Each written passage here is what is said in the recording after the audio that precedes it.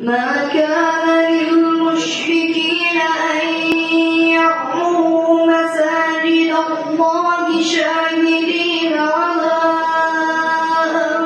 أنفسهم بالكفر أولئك حبطت أعمالهم وفي النار هم خالدون.